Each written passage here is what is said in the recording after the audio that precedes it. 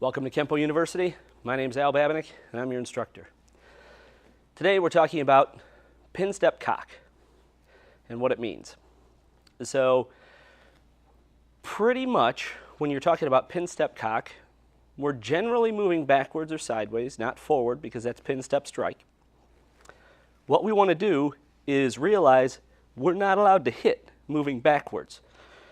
So if I had some guy in front of me and I started moving backwards and punching, all my body weight's going that way and the punches are going that way, those are junk. They're not going to do anything. They might hit the guy, but they're not going to hurt, all right? So you can't move backwards and punch at the same time.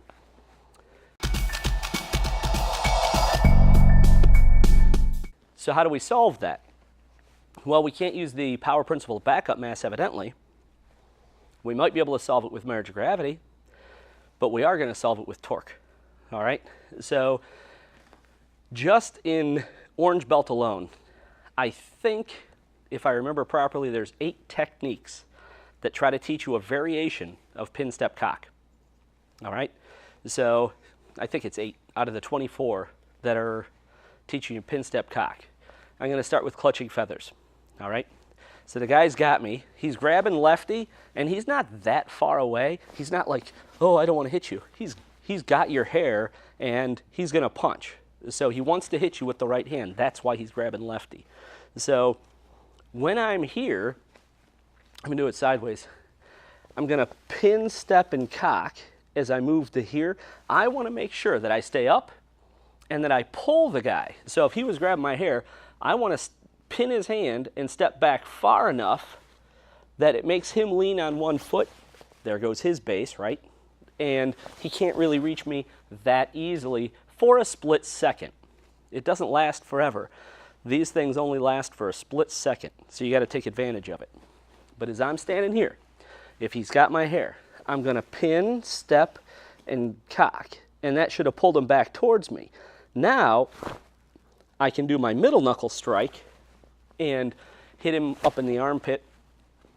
So as we're doing this, it's going to be pin, step, cock, and then unwind with your middle knuckle strike up into the armpit. So that was the pin. We stepped back and chambered our hand. You can't step back and strike with that middle knuckle because it's not going to do anything. So, but as we pin, step, cock, and then if you notice I'm still facing my opponent, don't turn.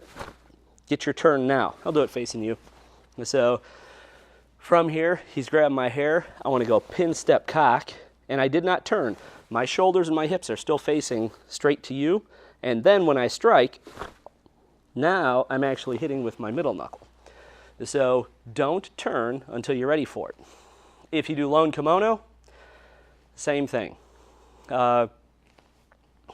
If we're doing obscure sword, it teaches you to do it from the other side. So the guy's next to me, and instead of going towards him, I'm going away. So it's going to be pin, step, cock, and then I shoot my chop out to the throat. So that's when the guy's next to me. Obscure wing, the guy's next to you when you do it. There's a lot of techniques. Locked wing. When I do locked wing, as this comes up, it's pin, pin. So I get the grab back here. I stepped and I chambered my hand, or I cocked my hand. And then I can turn to hit the guy. So examples of pin, step, cock all over the place in orange belt. That's not the only place we do it. But as an instructor, that's where I make sure that all my people get the idea of what it is.